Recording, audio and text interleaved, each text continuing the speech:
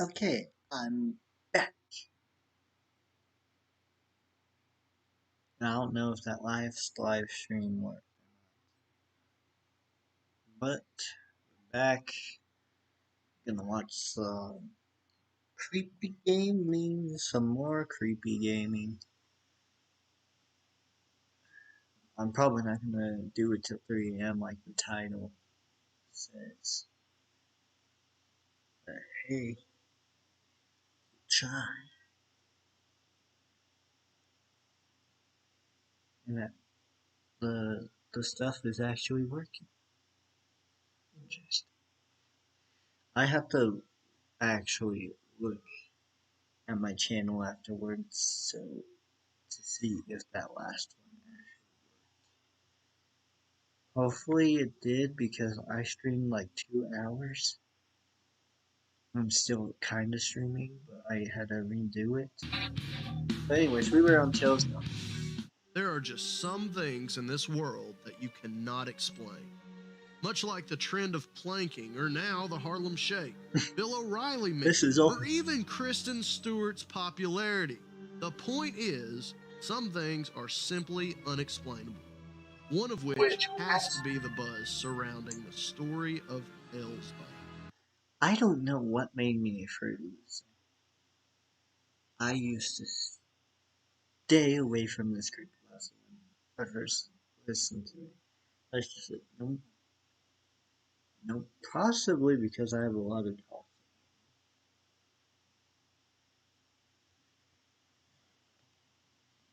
You guys wouldn't come alive on me, alright?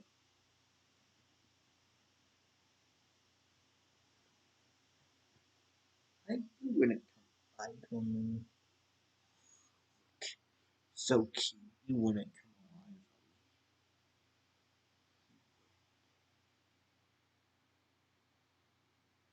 alive. For whatever reason, this creepypasta has gained a cult following since its inception years ago. Hurt my neck. What is it about the story that made it such a hit? In the early 90s, Sega had grown into this amazing powerhouse of a company. So much so that they rivaled Nintendo, which is no easy feat. Sonic was just as recognizable as Mario himself.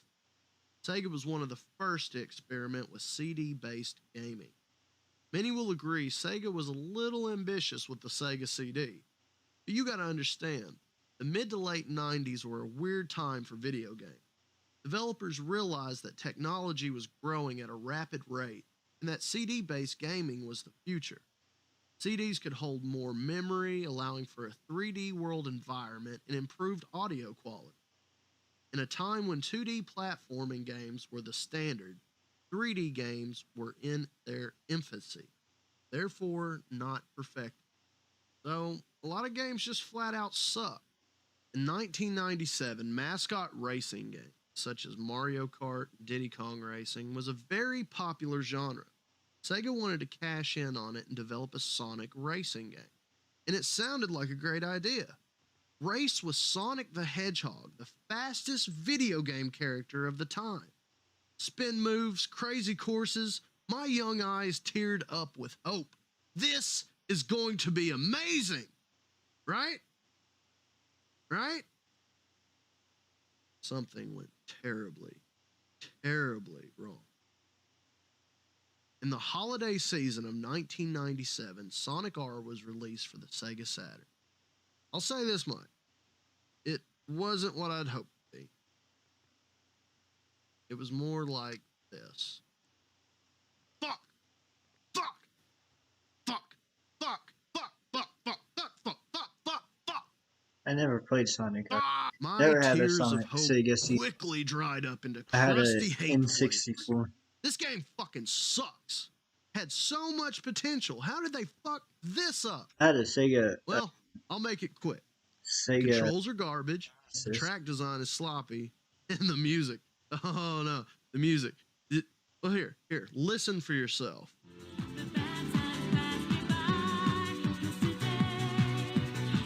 Gonna be a bright day. In the sunshine. Fuck no, I can't. Sunshine, my ball sack.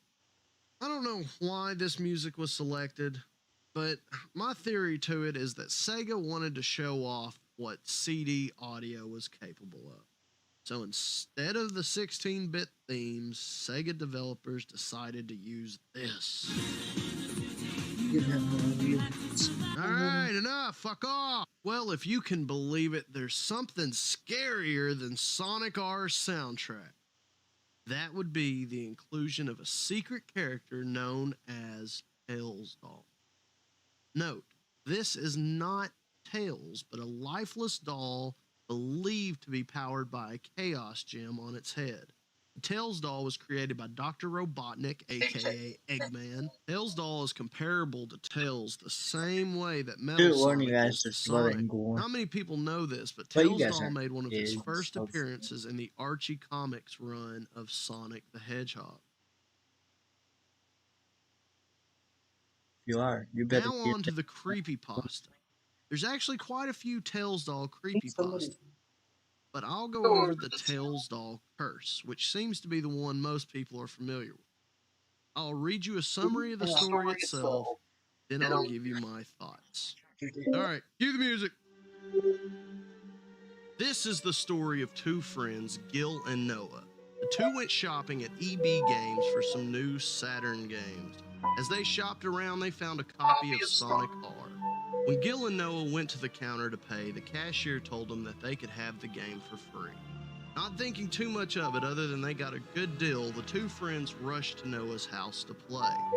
Once they started the game up, weird things began to happen.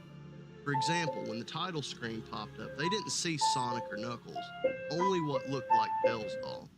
When they started a race, the song Can You Feel the Sunshine was being played in reverse. Not just that, but they were able to unlock Supersonic after just the first race. Now, if you're familiar at all with Sonic R, then you know that the game has several locked characters. It takes a series of events to unlock each character, especially Supersonic, which requires you to obtain each Chaos Emerald. Gil thought this strange, but Noah dismissed it as a hack. Noah started the second race as the newly unlocked Supersonic. Once he finished the race, the words Challenger Approaching appeared on the screen. The screen faded to black and remained black. Suddenly, an image flashed of Sonic being mutilated by what looked like Tails. They then heard a scream, followed by a maniacal laughter. When the race began, Noah and Gil were shocked to see Supersonic move on his own, without either one of them controlling him. When the race was over, the game said they unlocked Tails Doll. Suddenly, the TV began to violently shake. Without thinking, Noah grabbed a nearby hammer and destroyed the TV. The two calmed down after their moment of temporary hysteria. They were upset because they still wanted the game. Even after they came to their senses, Noah still stood by his actions by saying, quote, "It was worth it." The two friends then went upstairs to Noah's bedroom. There they continued to play video games, but decided Sonic Adventure 2 might be a better choice for now. While playing, the doorbell rang. Noah and Gil went to go see who it was, only to find nobody was there. The doorbell continued to ring. Every time they opened the door, there was nobody there to be seen. Noah kept his hand on the doorknob, anticipating another ring. Once it did, Noah immediately opened the door, only to find a bloodied Tails Doll. Noah brought in the Tails Doll and began to rinse it off. Smart move. He laid the Tails Doll on the kitchen counter to dry. The two commenced gaming until Gil had to go to the bathroom. On his way there, he saw something out of the corner of his eye. He approaches it and realizes it was the Tails Doll. The two friends wondered how it got upstairs. Really? Are they not wondering how it got on the front fucking doorstep to begin with? Anyways, moving on, back to the story. I could be here all day. For whatever reason, unknown to man, Noah still wanted to play Sonic R. He decided to play a tag game as the Tails Doll. Once he completed the race, something crazy happened. The Tails Doll in the bedroom came to life. Noah and Gil ran as fast as they could. The two made it downstairs and nearly to the front door when suddenly the Tails doll appeared before them. The possessed doll then attacked Noah, killing him instantly. Gil's adrenaline takes over as he grabs a nearby baseball bat and begins to swing away. The Tails doll moved so quick that Gil couldn't connect. Gil again winded up and aimed for the fences.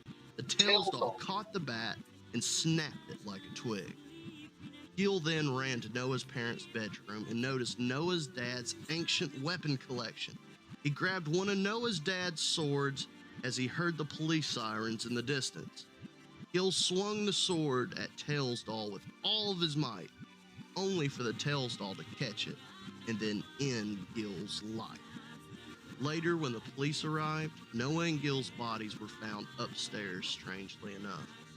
No murder weapons were found. No sword, no baseball bat, no Tails doll. The only thing that could be confiscated as evidence was the Sega Saturn and the strange copy of Sonic R.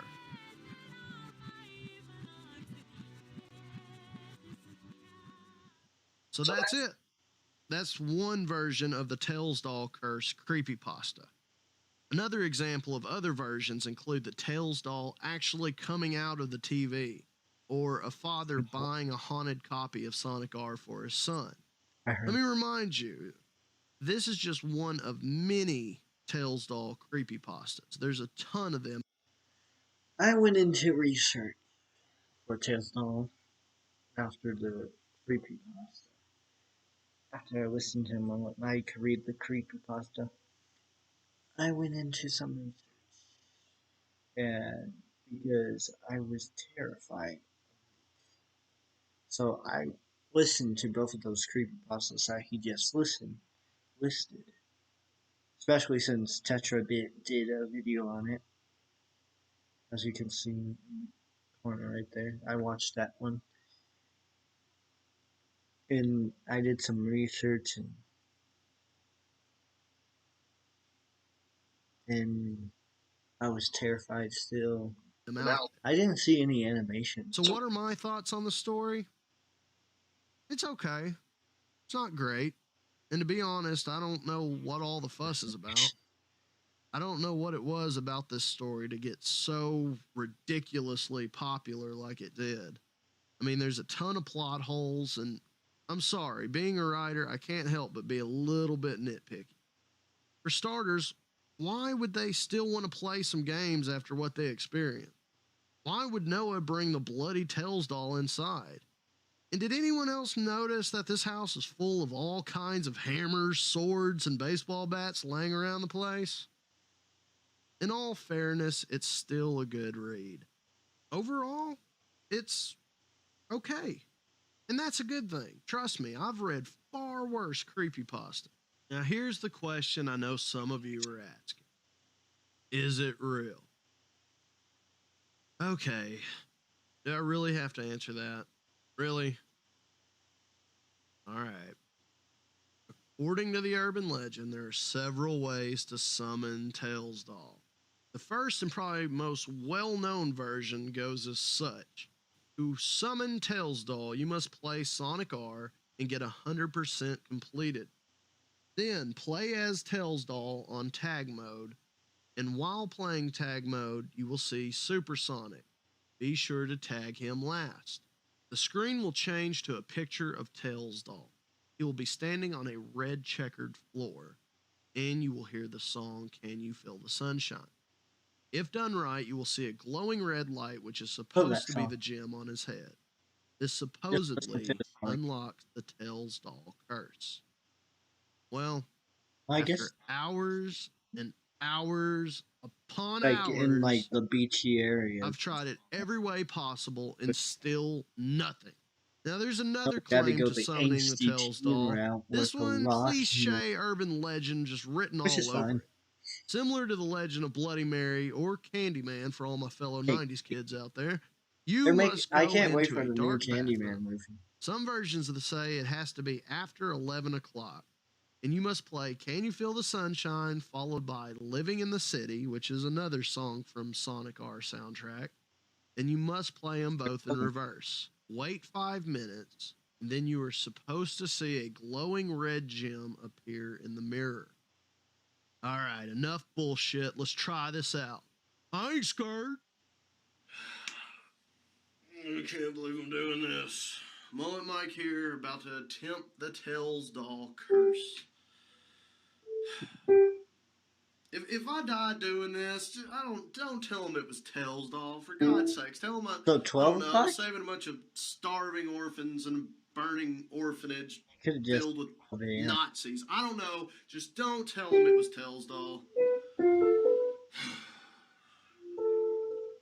Let's do this shit.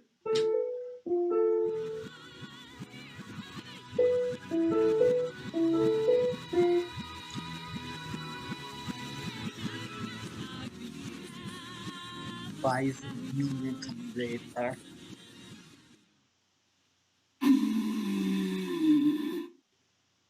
Well, no Tails doll.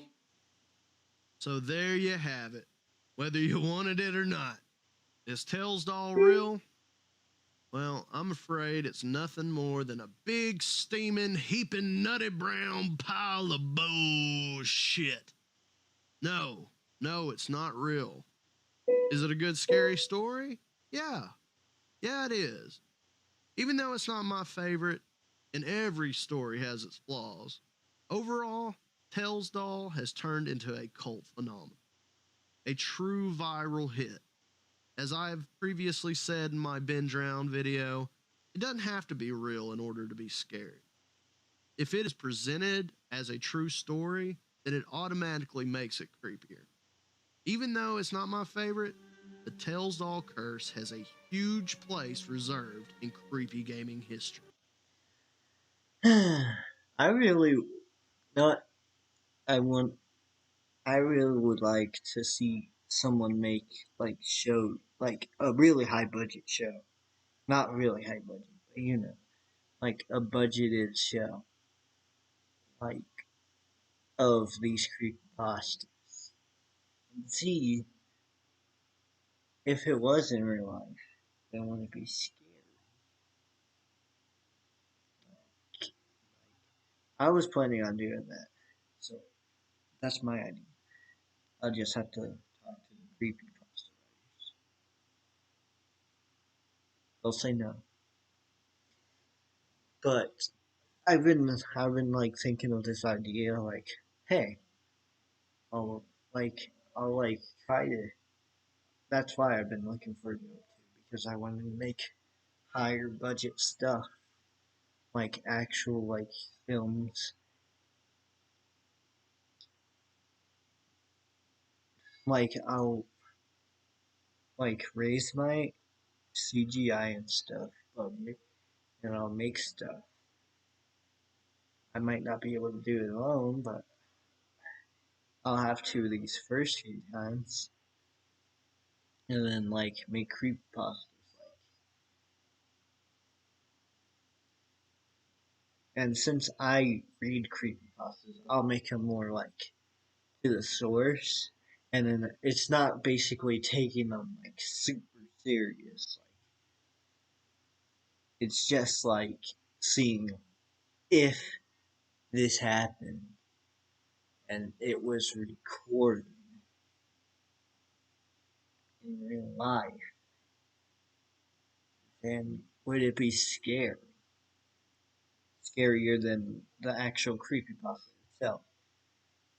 I I am going to plan on doing Sonic.exe, especially since there is a game out there.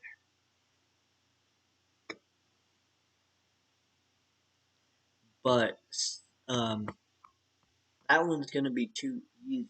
All you need to do is play the game, and then all of a sudden, oh shoot, a Sonic plushie's right behind me with no stained eyes. Okay, never mind. I'm not doing Sonic.exe. That one's too easy. But Tailstar would be fun, especially with all the ways that Tailstar could come out. And like, if creepypastas have multiple stories around them, Now I can make like a season around that one creepypasta of different stories to test out the different scenarios and everything about it. And I will have to get permission from the writers. So they'll be like, "Oh, you have to pay me," and I'll just be like,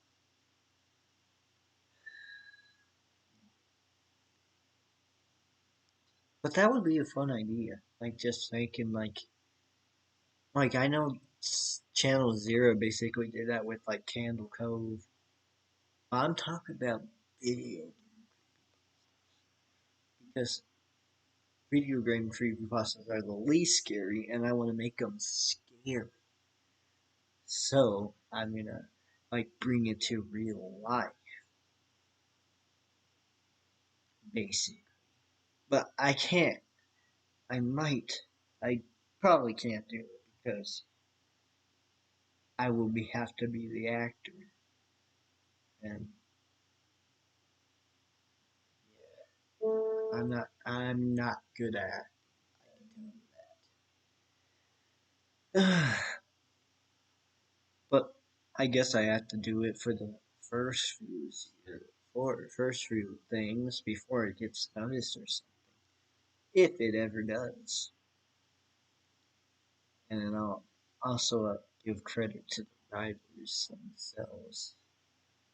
And I won't make any money off of this, so it's not technically like. But I still have to get permission because that's important. You wouldn't let us take some. That's plagiarism. That's plagiarism. Just give credit to the writer, and if he asks for money, then just find a different writer. Which is understandable if he asks for money. Which, if I had money, then I would pay. I don't have money. I'm literally making Dog's Bad Day with a $0 budget. So yeah. Anyways, let's get back into this. But I think that would be really cool. I really been talking about doing that since the day I heard of the creep. But I wanted to be like good acting, like good storytelling, better. Maybe I'll change. Maybe if I do Sonic.exe, I'll change it up a little to make it a little more creepier and eerie. But hey, let's get back into this. I'm just saying that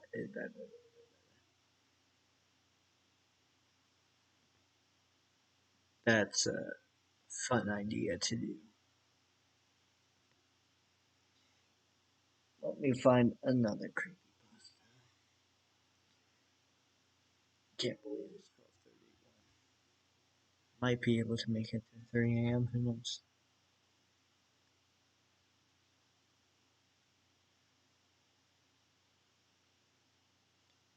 Minecraft's most disturbing experiment. Oh, I remember Herobrine.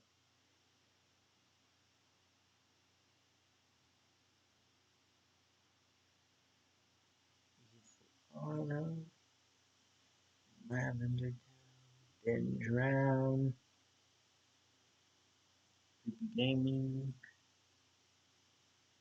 Oh wait, I've been learning. I'm getting tired. Maybe I should just get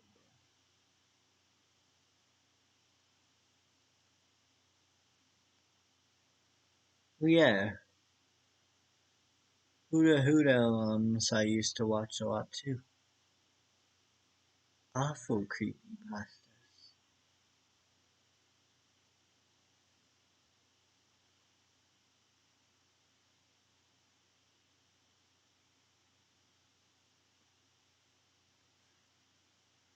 I want to watch one more Mike, but maybe I might watch somebody else. Not watching Markiplier, that would be too much. we're watching creepy stuff. What are the Walton plans? Every single Ratman.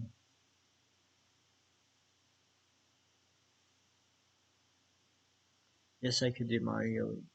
No, I'm going to be doing that. My next creepypastas are not scary. Then try.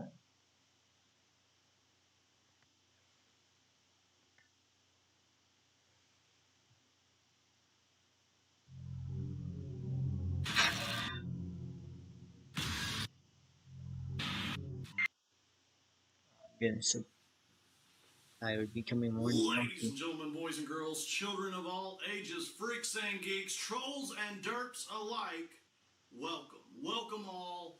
I am Mullet Mike, bringing you Creepy Gaming. If you've been following the series for the last couple of weeks, then you know I recently received a disc entitled Cliche.exe.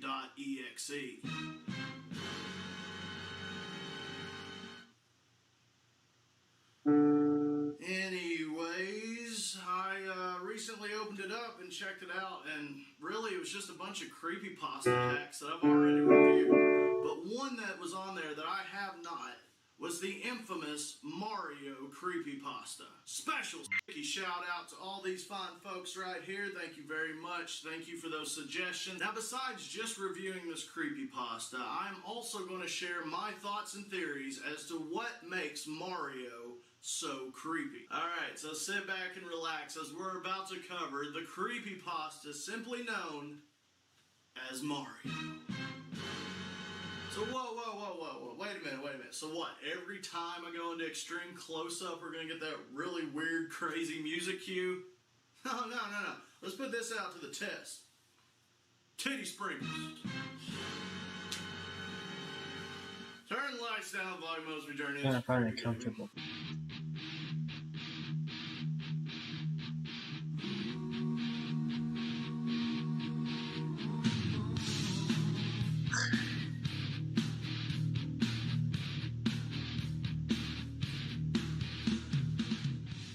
Being the most recognizable character in video game history, Mario has been the subject of many theories, debates, and creepypastas. What is it about this mustachioed plumber in red that makes his stories and Easter eggs so creepy? Maybe it's the fact that the character is as innocent as he is. If you look at the attributes of Mario's character, he is your typical good guy. He's brave, fearless, has no real bad intentions. He is a loyal companion and brother. He never complains, no matter how repetitive his task may be.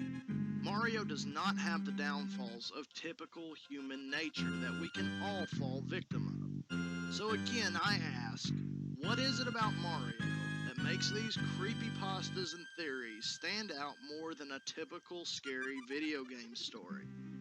I've obviously been giving it a lot of thought, and the only real answer that comes to mind is that the character of Mario has played a big part in most of our childhoods. That being said, when we hear something creepy related to Mario, it doesn't just rattle our senses, but coincidentally attacks our childhoods as well. The same can be said about Lost episode creepypastas. What does Suicide Mouse, the Rugrats theory, and Squidward's suicide all have in common? They are all figures that you may have watched as a kid. SpongeBob, Mickey Mouse, and the Rugrats are all innocent characters for the most part, causing a more intense reaction to these twisted tales that we may have read. Now, I've said it before, if a video game is meant to be scary and intended for mature audiences, then we get what we pay for. But if it's a family-orientated title, then it comes across that much more unexpected. Now, there is no shortage of Mario creepypastas. There's a couple for Super Mario 64, there's Super Mario Sunshine, Mario Kart Wii, Hotel Mario, the 13th Hotel, but the one I'd like to focus on is simply titled Mario. Starting on the website SMW Central, this creepypasta seems to be one of the more popular. It was first posted in the...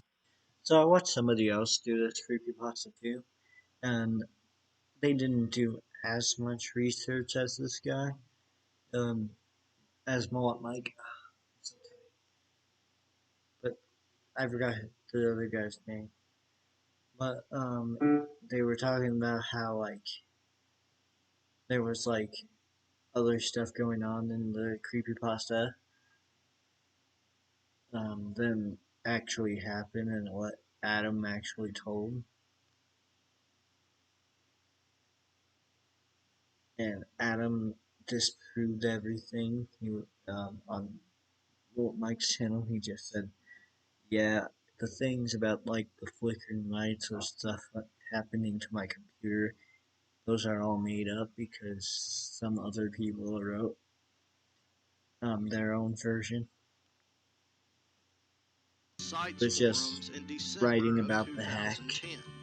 It's an older creepypasta, but because of the overwhelming demand from the creepy community, I feel like I it know I just belongs in the spoiled. season of highly requested episodes. A user by the name of Adam posted what he claimed to be a true story. Adam states that after searching through the hacks waiting to be moderated section, he finds a strange entry. After downloading, he noticed that this Mario hack came with a jumbled text document. The only recognizable text was the repeated phrase, "Find me."